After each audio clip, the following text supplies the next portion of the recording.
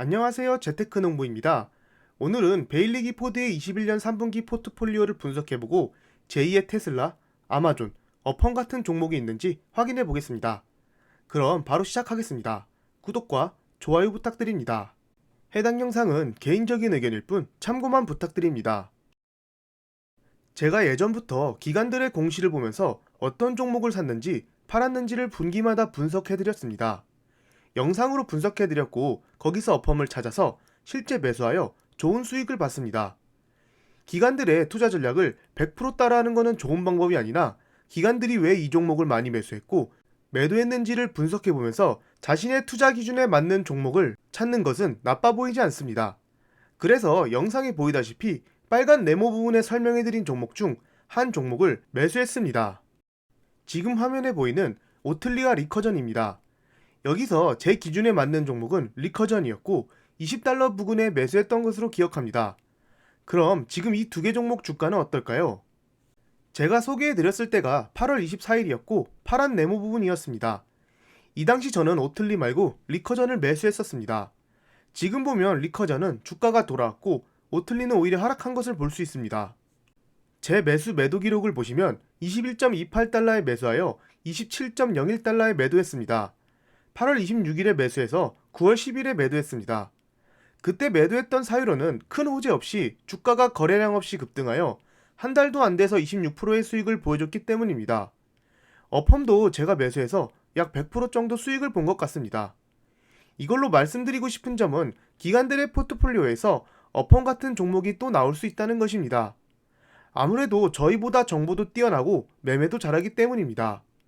하지만 기관들의 포트폴리오는 매매한 후 몇 달 뒤에 발표하기 때문에 기업 분석 없이는 투자하시다가 손해를 보실 수 있습니다. 그렇다면 이 두 종목을 베일리 기포드는 3분기에 어떻게 했을까요? 베일리 기포드는 3분기에 오틀리는 매도했고 리커전은 물량을 많이 늘렸습니다. 베일리 기포드 전체로 보면 그리 많은 물량은 아니지만 베일리 기포드가 계속 매수하고 있다는 점이 중요한 것 같습니다.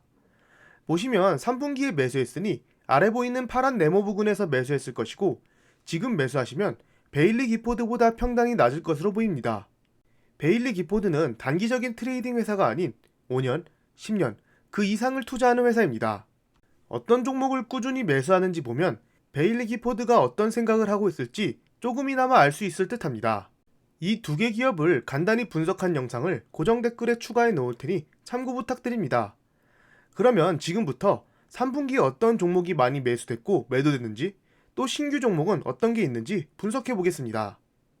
베일리 기포드의 포트폴리오를 비중별로 정리한 자료입니다. 1위부터 14위를 보여주고 있습니다. 1위, 2위, 3위 종목인 모더나, 테슬라, 일루미나를 매도한 모습을 보여주고 있습니다. 베일리 기포드는 이번 3분기에 대부분의 보유 종목들을 정리했습니다. 하지만 4위로 보유 중인 메르카드 리브레 종목은 매수했습니다. 이 종목은 남미 이커머스 시장에서 가장 앞서 나가는 회사입니다. 베일리 기포드는 무려 11년 전인 2010년부터 이 종목을 매수했습니다. 보시면 평균 매수 단가가 대략 175달러인데 지금 메르카드 리브레 종목 주가는 얼마일까요? 무려 1629달러로 아래 보이는 차트 파란 부분에서 매수를 시작했습니다. 물론 처음부터 엄청나게 매수한 것이 아닌 꾸준하게 매수를 해서 지금과 같은 수익률을 보여주는 것입니다. 베일리 기포드는 최소 5년을 바라보며 투자한다고 합니다. 성장주가 빛을 보려면 그만큼 긴 시간이 걸리지만 수익률은 어마어마하게 높기 때문입니다. 그렇기에 뒤에서 알아볼 신규 종목 및 아직 비중이 낮은 종목들을 확인할 필요가 있습니다. 베일리 기포드는 메르카드 리브레 종목으로 무려 830%의 수익을 봤습니다. 그런데도 이번 3분기에 더 매수한 것을 보면 아직 더 상승할 수 있다고 생각하는 듯합니다. 애널리스트들이 분석한 내년 11월 메르카도 리브레의 목표 주가는 2041달러로 지금보다 25%가량 더 상승이 가능합니다. 그리고 8명 중 8명이 모두 매수 의견을 보여줄 정도로 강한 매수 의견을 보여주고 있습니다. 최근 투자 의견을 봐도 지금보다는 높은 주가를 타겟 주가로 발표하고 매수 투자 의견을 보여주고 있습니다. 매출과 EPS 성장률을 보면 웬만한 성장주보다 높은 성장률을 보여주고 있습니다. 특히나 EPS가 압도적으로 증가하는 모습을 보여줍니다. 그래도 조금 리스크적인 부분이 있습니다. 현재 PER이 무려 1000이 넘습니다. 엄청나게 고평가되어 있는데 이 고평가되어 있는 부분을 어떤 방식으로도 해소해야 할 듯합니다. 박스권을 오래 유지하던가 매출이 엄청 급등하는 모습을 보여줘야 할 듯합니다. 메르카도 리브레는 이미 실적을 발표했습니다. 매출은 어닝 미스라기 보기보다 그냥 맞게 나온 것 같고 EPS가 아주 높게 나왔습니다. 내실을 다져가고 있는 모습을 보여주는 듯합니다. 다음 분기 매출은 역대급 매출이 예정되어 있습니다. 제가 몇 가지 지표와 실적으로 간단히 메르카도 리브레를 분석해드렸는데 이 종목에 관심 있으신 분들은 꼭 따로 분석을 하셔야 합니다. 그 다음으로 베일리 기포드가 매수한 종목은 스포티파이입니다. 보시다시피 스포티파이는 2018년 2분기에 첫 매수를 했고 매수 평단가는 $166 정도 됩니다. 스포티파이 상장이 2018년 4월이었으니까 아마 상장 전에 투자자로 들어가 있었던 것 같습니다. 뒤에서도 여러 종목을 보시겠지만 베일리 기포드는 상장 전에 투자자로 들어가 있는 종목들이 몇 개 있습니다. 스포티파이는 상장된 지 그리 오래된 기업은 아닙니다. 대략적인 매수 평균가와 비교해서 베일리 기포드는 74%의 수익을 보고 있지만 아마 상장 전 투자자로 들어갔으면 더 싼 가격에 매수했을 것입니다. 이 수익률보다는 훨씬 높을 듯합니다. 하지만 중요한 건 상장 후에도 계속해서 매수를 하고 있다는 점이죠. 애널리스트들이 분석한 내년 11월 스포티파이의 예상 주가는 $318로 지금보다 10% 상승 가능합니다. 17명 중 11명이 매수, 4명이 홀드, 2명이 매도 의견을 보여주고 있습니다. 최근 기간 타겟 주가도 그렇게 나빠 보이지 않습니다. 스포티파이는 아직 적자인 기업입니다. 하지만 보시다시피 매출이 꾸준하게 성장할 것으로 보이고 EPS 또한 2022년부터 흑자 전환 예정입니다. 보통 성장주들이 흑자로 전환하게 되면 주가가 급등하게 되는데 베일리 기포드도 이 점을 보고 들어간 게 아닐까 개인적으로 생각됩니다. 기간이 얼마 남지 않았기 때문이죠. 그 다음 종목은 혁신적인 의료기기를 만드는 회사인 덱스컴입니다. 유명한 제품으로는 당뇨병 측정기가 있습니다. 아주 오래전부터 베일리 기포드가 투자하고 있던 종목입니다. 무려 2012년 4분기에 첫 매수를 시작했고 평단가는 $159 정도 됩니다. 현재 덱스컴의 주가는 $635로 베일리 기포드는 무려 300%의 수익을 보고 있습니다. 아래 파란 네모 부분에 첫 매수를 했습니다. 최근에 주가가 엄청 급등하는 것을 볼 수 있는데 이 상황에서도 매도하지 않고 매수한 것을 보면 더 올라갈 것으로 보는 듯합니다. 근데 혹시 이 차트를 보면 앞서 보여드린 어떤 종목의 차트와 비슷하지 않나요? 앞서 설명해드린 메르카도 리브레 차트와 비슷합니다. 보시면 베일리 기포드가 첫 매수를 시작한 지점을 빨간 네모로 표시했습니다. 과연 일반 투자자 중에 이렇게 오랜 시간 주식을 들고 있을 수 있을까요? 베일리 기포드 투자 철학은 미래의 좋은 성장주를 천천히 5년 이상의 시간을 두고 매수를 계속합니다. 10년만 기다려서 800%, 300%의 수익률을 본다면 절대 저는 손해라고 생각하지 않습니다. 그렇기에 뒤에서 베일리 기포드가 조금씩 매수하고 있는 종목들을 잘 분석할 필요가 있습니다. 하지만 모든 종목이 이렇게 오르는 것은 아니고 중간에 매도하는 종목들도 많기 때문에 베일리 기포드가 샀다고 무조건 사시면 안되고 꼭 각자 분석하셔서 5년 이상 기다릴 수 있으면 투자하시는 게 좋을 듯 합니다. 물론 운이 좋으면 업황같이 갑자기 급등할 수도 있습니다. 덱스컴의 내년 11월 예상 주가는 $644로 지금보다 1% 상승 가능하지만 이렇게 된 이유가 최근 주가가 3, 4개월 만에 70에서 80% 급등했기 때문입니다. 각 투자 기관들에서 타겟 주가를 더 상행하지 않을까 생각됩니다. 최근 1년 PER 그래프를 보면 계속해서 올라가고 있는 모습을 보여주고 있습니다. PER 자체는 고평가로 보입니다. 하지만 고평가로 보여도 주가가 상승하는 이유는 바로 이 성장률에 있다고 생각됩니다. EPS는 올해 조금 하락할 예정이지만 내년부터 매출과 같이 높은 성장을 할 것으로 보입니다. 실적 기록을 보시면 EPS와 매출 모두 계속해서 상승하고 있는 모습을 보여주고 있습니다. 특히나 다음 분기 매출이 역대급으로 예상되는데 성장성과 안전성을 모두 지니고 있는 종목으로 보입니다. 그 다음 순위 종목들을 확인해 보겠습니다. 베일리 기포드 보유 비중 15위부터 25위까지입니다. 대부분 종목들을 매도한 것으로 보이지만 여기서도 특정 종목은 매수했습니다. 3개 종목인데 핀듀오듀오와 펠로톤, 엘라일렌 파마슈티컬스입니다. 먼저 핀듀오듀오입니다. 예전에 제가 한번 간단히 분석해드린 종목입니다. 이 종목은 중국 주식이 피바람 불 때 같이 급락한 종목입니다. 중국 전자상거래 기업이라고 보시면 됩니다. 아래 보시면 베일리 기포드가 이번 3분기에 중국 종목들을 엄청 매도했습니다. 특히나 알리바바와 탈 에듀케이션을 거의 대부분 정리했다고 볼 수 있는데요. 핀듀오듀오는 오히려 매수를 했습니다. 그리고 바이두는 그렇게 크게 줄이지 않은 것을 보면 바이두의 미래가 좀 더 좋아 보인다고 생각하는 듯합니다. 이 종목은 앞서 보셨다시피 베일리 기포드 평단이 $90입니다.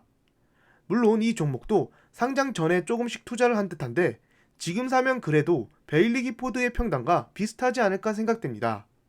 핀듀오듀오 내년 11월 예상 주가는 $128로 지금보다 약 50%가량 상승 가능합니다.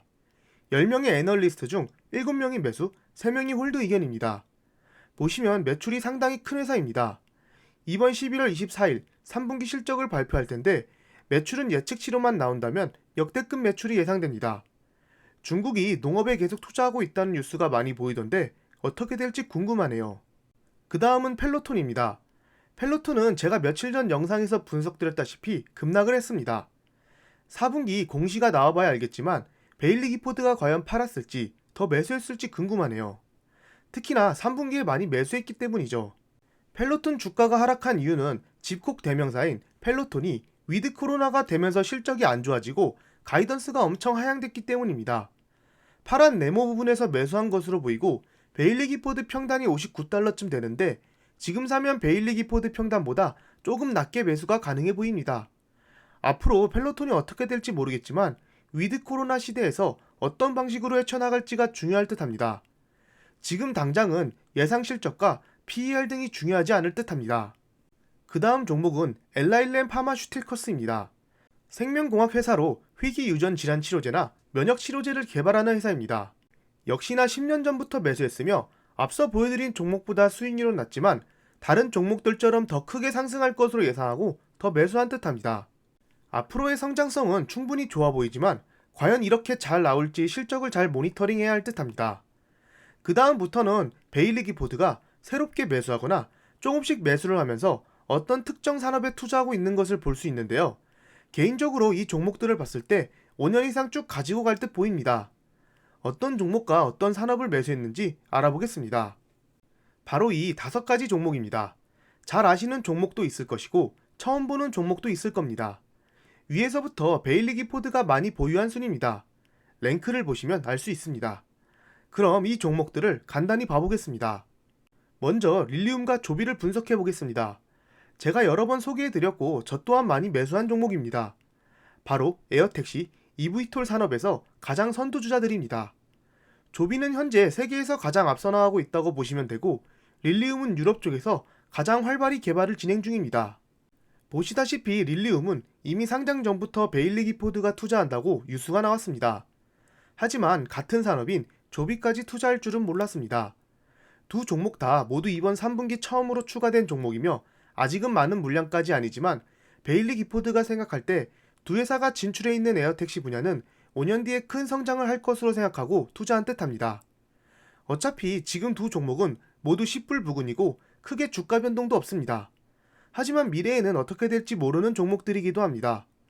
이런 성장주들은 베일리 기포드가 좋아하는 스타일입니다. 그 다음 종목은 생명공학 회사인 진코바이오웍스입니다. 자세히 말씀드리면 DNA 합성 생물학 플랫폼 기업입니다. 캐시우드, 베일리 기포드, 빌 게이츠가 투자한 회사로도 유명하고 스펙 상장인데 시총이 무려 $27빌리언입니다. 모더나와 코로나 백신 개발을 협업하고 일루미나한테도 투자를 받았습니다.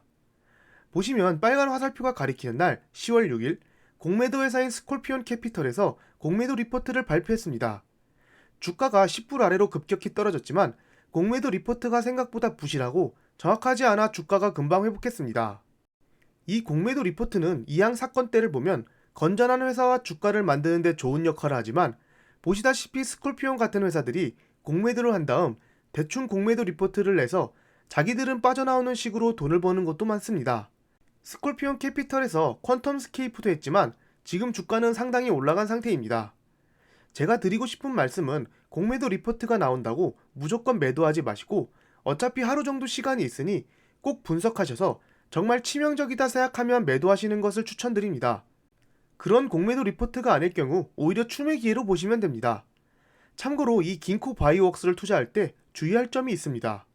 바로 스펙 주식 투자자라면 누구나 알아야 할 락업 기간입니다. 보시면 기존 주주들 물량 84%가 6개월만 락업이 걸려 있습니다. 합병 완료일이 21년 9월 17일이므로 락업 해제 날짜는 22년 3월 18일입니다. 이때 84%의 물량이 풀릴 텐데 주가 변동이 상당히 클 것으로 보입니다. 진코 투자자분들은 꼭 참고하시기 바랍니다. 그 다음은 많은 분들이 알고 계실 종목인 도어대시입니다. 우리나라의 배민 같은 것처럼 음식 배달 서비스를 하는 회사입니다. 앞서 보여드린 5개의 종목 중 가장 많은 비중을 베일리 기포드가 들고 있습니다. 코로나로 인해 가장 큰 수혜를 받았지만 펠로톤과 달리 코로나 이후에도 좋은 매출 성장세를 보여줄 기업입니다. 마지막으로 서비스 코퍼레이션 인터내셔널 기업입니다. 장내 서비스 회사로 언젠가 모든 사람들이 이용해야 할 서비스이기도 합니다. 미국과 캐나다에서 장례식, 공동묘지 운영 및 장례 서비스를 제공하고 있습니다. 보시면 파란 네모 부분에서 베일리 기포드가 첫 매수를 했으며 생각보다 오래된 역사를 가진 회사입니다. 베일리 기포드 평단은 대략 49달러로 34%의 수익을 보고 있습니다. 하지만 계속해서 물량을 늘려가는 것을 보면 앞으로 더 성장할 기업으로 보는 듯합니다. 아래 애널리스트의 예상은 그리 큰 성장을 보여주지는 못하는 듯합니다. 그래도 베일리 기포드가 성장주를 주로 매수하는데 특별히 장내 서비스 회사를 매수하는 이유가 있을 듯합니다.